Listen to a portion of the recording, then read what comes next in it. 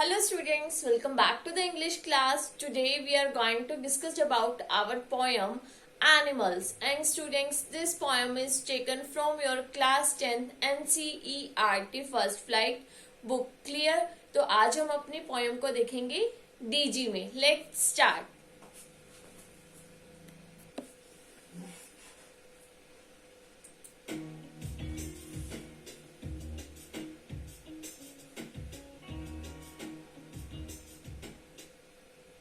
You might have observed a pet dog, either yours or of someone known to you. How does it live? What makes it happy? वो क्या कह रहे? You might have observed a pet dog either yours or of someone known to you. वो कहने कि आपने जो पेट dogs होते हैं, जो डॉग्स के बेबीज होते हैं, पेट डॉग्स वैसे क्या होता है? पेट डॉग्स होते हैं ऐसे डॉग जिनको हम घर में पालते हैं, जो पालतू होते हैं, उन्हें बोला जाता है पेट डॉग्स. क्लियर? चाहे वो तुम्हारा हो या फिर तुम्हारे नॉन में किसी का हो. How does it live? वो कैसे रहता है. What makes it happy? और ऐसी कौन सी चीज है जो उसे हैप्पी बनाती है.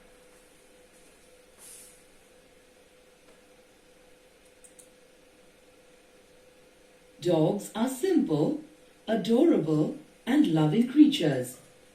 They live hassle-free lives as they just want some food and their owner's love and time to be happy.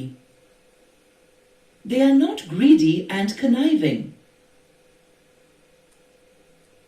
They only understand and reciprocate to the language of love. More importantly, they trust only those who truly care for them.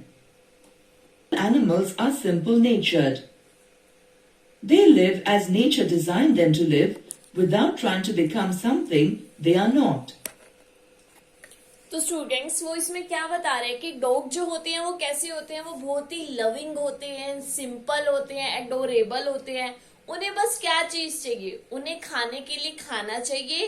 Clear? और क्या चाहिए? और अपने owner का प्यार चाहिए. ठीक है, डॉग्स को चाहिए होता है ना अपने ओनर का, उन्हें लव चाहिए. डॉग्स जो होते हैं वो बिल्कुल भी ग्रीडी नहीं होते, बिल्कुल भी वो लालची नहीं होते. क्लियर? और जो लोग उनकी बहुत ज्यादा केयर करते हैं, डॉग्स उन्हीं को ही अपना प्यार शो करते हैं. और क्या बताएंगे? Like dogs all animals are simple nature. Dogs की तरह ही जितने भी एनिमल्स हैं वो सब सिंपल नेचर के होते हैं. They live as nature design them to live without trying to become something they are not. वो जिस तरीके से बनाए गए हैं, जिस नेचर में वो रह सकते हैं, ठीक है, उसी नेचर में रहते हैं. वो कभी भी अपने आप को जो है बिल्कुल कुछ और बनने की ट्राई नहीं करते. वो जैसे हैं वो वैसे ही रहना पसंद करते हैं. क्लियर?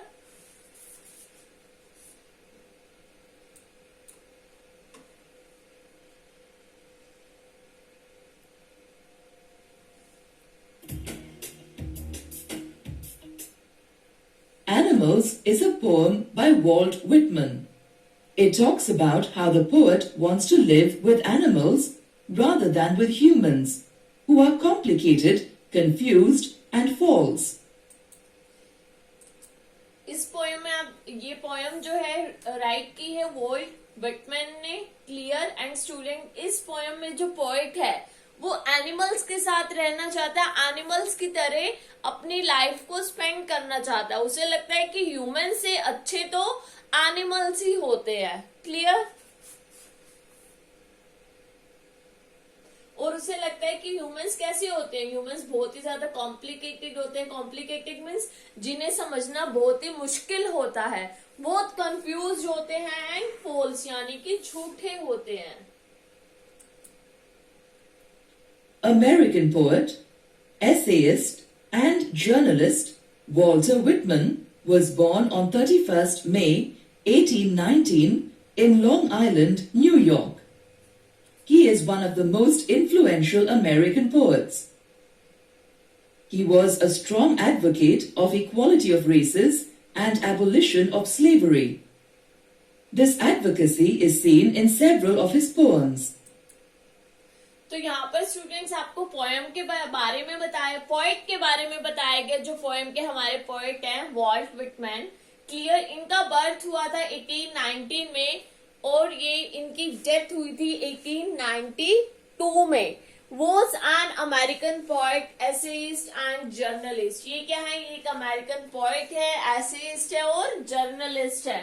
ठीक है, इनका बोर्न जो है वो 31 मई 1819 को कहा हुआ था, लॉन्ग आइलैंड न्यूयॉर्क में। क्लियर, और ये मोस्ट इन्फ्लुएंशियल अमेरिकन पोएट हैं। ठीक है, और ये strongly advocated equality of races and abolition of slavery. वो जो है स्लेवरी का बिल्कुल एबोलिशन करते हैं और ये क्या करते हैं, equality of races and abolition of slavery, both through his poems and in general. Now,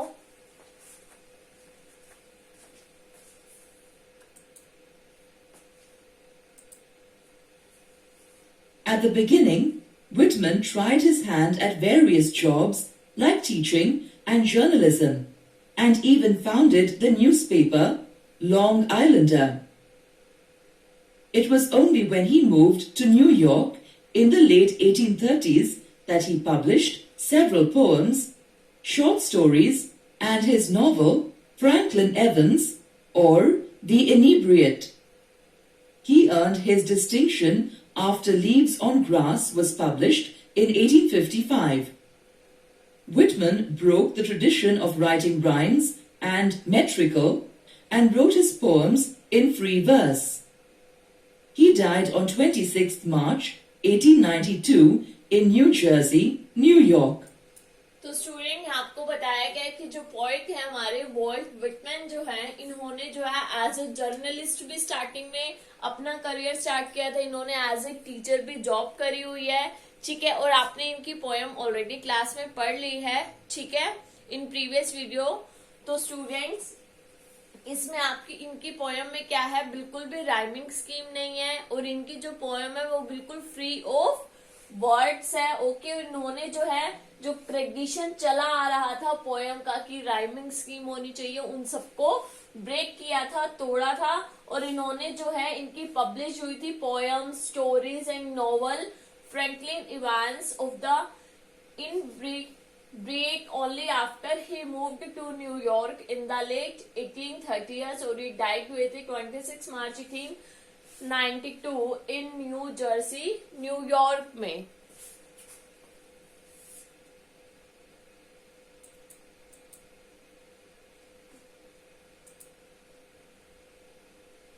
Whitman's renowned poem collection, Leaves on Grass, was first published in 1855. Its poems were written in free verse and used common American speech pattern and expressions. This collection was criticized by most critics and poets as they thought it was trashy and obscene. Whitman published several revised versions of this collection throughout his life. Though Whitman didn't receive great acclaim during his lifetime, he is today remembered as one of the greatest poets to have shaped American poetry. तो student यहाँ पर Walt Whitman की poem थी leaves on grass. Clear, जो publish हुई थी 1855 में और ये राइट की गई थी फ्री वर्स, मीन्स इसमें इनकी जो ये पोएम थी इसमें कोई भी जो है राइमिंग स्कीम नहीं थी, ये बिल्कुल फ्री ऑफ वर्ड्स थी। क्लियर, और इन्होंने जो है यूज किया था अमेरिकन स्पीच पैटर्न और एक्सप्रेशंस को अपनी पोएम में। ओके, और इन्होंने इसको जो है रिवाइज भी करा सेवरल टाइम्स और कुछ ऐसे पोएट थे जिन्होंने इनकी इस पोएम को क्रिटिसाइज करा। ओके, उन्होंने इसकी पोएम को ट्रेशी और ऑब्सीन बोला गया। ठीक है, बट स्टिल उन्होंने अपनी पोएम को सेवरल टाइम्स पब्लिश किया। ठीक है, और स्टूडेंट्स, ये जो है one of the greatest poets to have shaped American poetry. ये ग्रेटेस्ट पोएट में से एक है जिन्होंने अमेरिकन पोएट्री को एक शेप प्रोवाइड करी थी। Clear,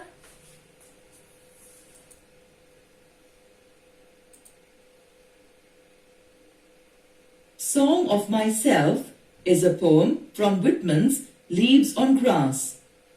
It has several parts and deals with the idea of the self and the relationship of the self with others. It also explores the poet's relationship with the universe and nature.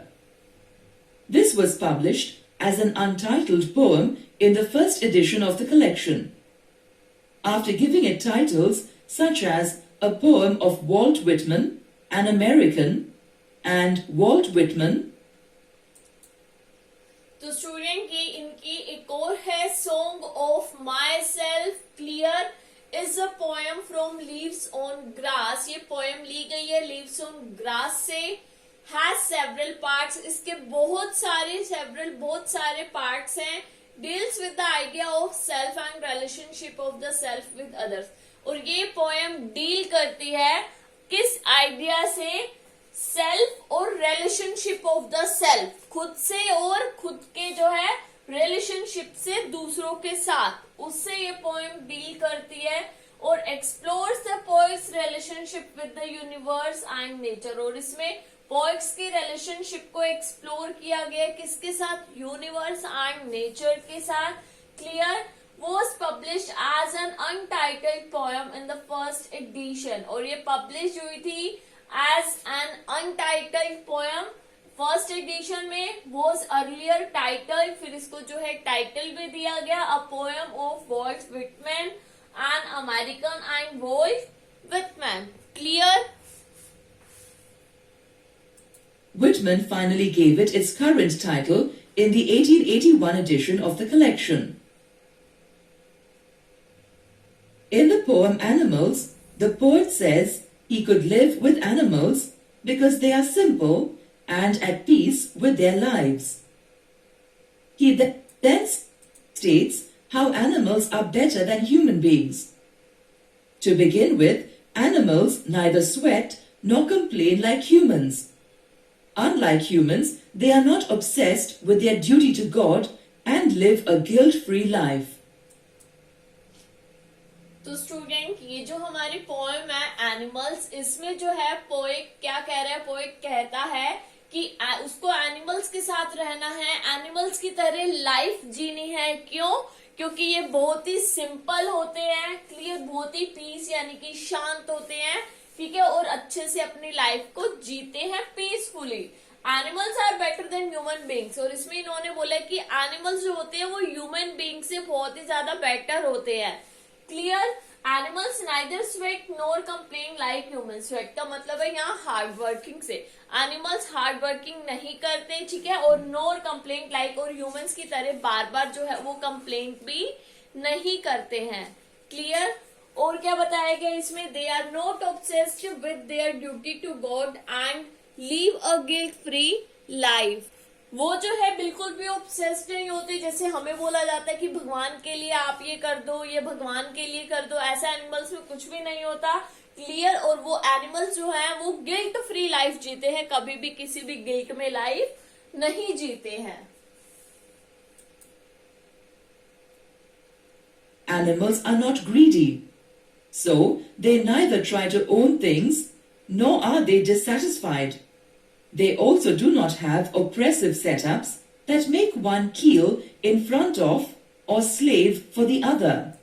और animals जो होते हैं, ठीक है, वो कभी भी neither try to own things nor are they dissatisfied. वो अपनी चीजों से हमेशा सेटिस्फाई रहते हैं.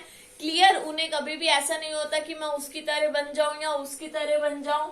क्लियर. और वो जो है बिल्कुल सामने वाले को कभी भी अपने नीज पे यानी कि घुटने टिका करके माफी मांगना ऐसा नहीं चाहते. और ना ही वो किसी को अपना स्लेवरी यानी कि गुलाम बनाते हैं, जो लाइक जैसे ह्यूमन बींग्स बनाते हैं, ऐसा वो कभी भी नहीं करते. दैट्स व्हाई जो पॉइंट है वो एनिमल्स के साथ रहना चाहता है. उनकी As they are free of such bindings, they do not crave for respect and position and are happy anywhere in the world. The poet says that animals bring to his mind the tokens that nature and God bestowed on humanity. The poet wonders if the animals picked these tokens from where a developing and self-absorbed humanity had carelessly dropped them. The main message of this poem is that man has lost himself and complicated his life with religion, politics, and other oppressive institutions. Another important message is that animals live better lives because they live in harmony with nature. तो यहाँ पर इस poem का सबसे main message क्या है? Man has lost himself. Man जो है वो अपने आप को कम्प्लीटली भूल चुका है। कॉम्प्लिकेटेड हिज लाइफ, उसने अपनी लाइफ को जो है इतनी ज्यादा कॉम्प्लिकेटेड बना लिया, चाहे वो रिलीजियन को लेकर के हो, पॉलिटिक्स को लेकर के हो, एंड अदर ऑप्रेसिव इंस्टीट्यूशंस को लेकर के हो। Animals live better lives because they live in harmony with the nature. Animals जो हैं वो बहुत ही बेटर लाइफ जीते हैं, अच्छी लाइफ जीते हैं। ठीक है, क्यों? क्योंकि वो हार्मनी में जीते हैं इस नेचर के साथ।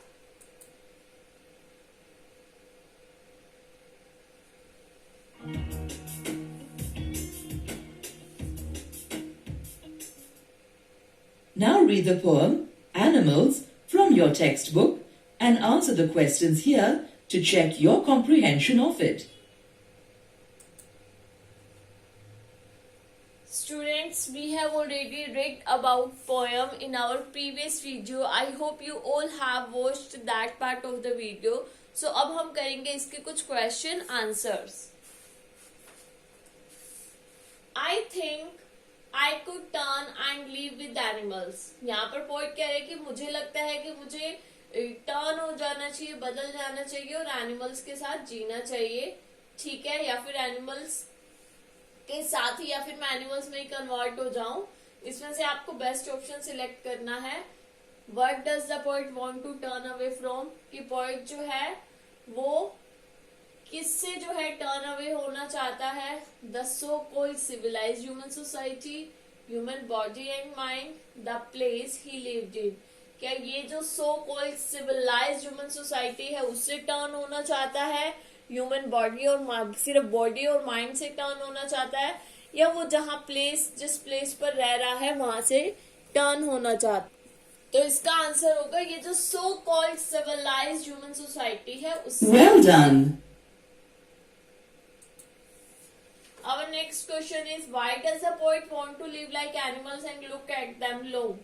कि पोएट जो है वो एनिमल्स के साथ क्यों जीना चाहता है और उनकी तरफ लंबे टाइम तक क्यों देखता है? Because they are quiet and move around swiftly, because they are at peace with themselves and self contented, because they are of many kinds and non violent. Clear? तो यहाँ पर इसका आंसर होगा आपका because they are at peace with themselves and self contented. Well done. Best option आपको select करना है placed. Placed means pleasantly, calm or serene. Identify its antonym from the following. Clear, quiet, turbulent, crazy. तो इसका antonym होगा आपका turbulent. Well done. Which of the following are typical of human beings? इनमें से आपको 4 best option select करने हैं, ठीक है, जो बता रहे हैं टिपिकल ह्यूमन बीइंग को। They sweat, they eat, they live a full life, they whine, they live in groups, they feel guilty, they weep for their sin. तो typical human being, they weep for their sin, they feel guilty, clear, they sweat and they whine. Well done. Answer this question based on your interpretation of the poem. हमारी interpretation पर based जो है इस poem की, ठीक है, उसमें इस क्वेश्चन का आंसर देना है। They do not lie awake in the dark and weep for their sins. They do not make me sick discussing their duty to God. What do these lines imply? Human beings worry and feel guilty about their lives. Human beings बहुत ही ज्यादा चिंतित होते हैं, guilty feel करते हैं, ठीक है, अपनी लाइफ को लेकर के। दे ले awake in the dark and regret for their since, और रात में जो है सोचते हैं और अपनी सिंस के लिए, गलतियों के लिए रिग्रेट करते हैं। वो ऑब्सेस्ड होते हैं अपनी ड्यूटीज को, गॉड के लिए जो ड्यूटीज हैं उसे लेकर के, ठीक है, और इसे जो है सारा टाइम डिस्कस करते रहते हैं। अनलाइक ह्यूमंस, एनिमल्स जो है डू नॉट हैव ऑब्सेशन, कोई ऑब्सेशन नहीं होता, ठीक है। They neither stay awake at night, वो कभी भी रात में ऐसा सोच करके अपनी गलतियों को लेकर के रोते नहीं है। बेस्ट ऑप्शन सिलेक्ट करना है इस क्वेश्चन का आंसर देने के लिए। Note 1 is dissatisfied, note 1 is romantic with the mania of owning things. These lines tell you how animals are different from humans. What do they imply about humans? Human beings are obsessed with owning things and often dissatisfied with their lives. Human beings are not always dissatisfied and aim to own more and more. Human beings are mad and dissatisfied with the idea of owning things and places. तो इसका answer होगा आपका human beings obsessed होते हैं अपनी चीजों को लेकर के और डिससेटिस्फाई होती है। Well done. Not one kneels to another, nor to his kind that lived thousands of years ago. What does this refers to? Obsession with the past, obsession with the future, obsession with the simple life. तो इसका होगा obsession with the past. Well done. तो students ये थे आपके animals poem के कुछ question answers. I hope आप सबको ये पोएम अब और भी अच्छे से समझ में आ गई होगी एंड क्लियर भी होगी होगी। तो students we will meet again in our next video. Till then bye, take care.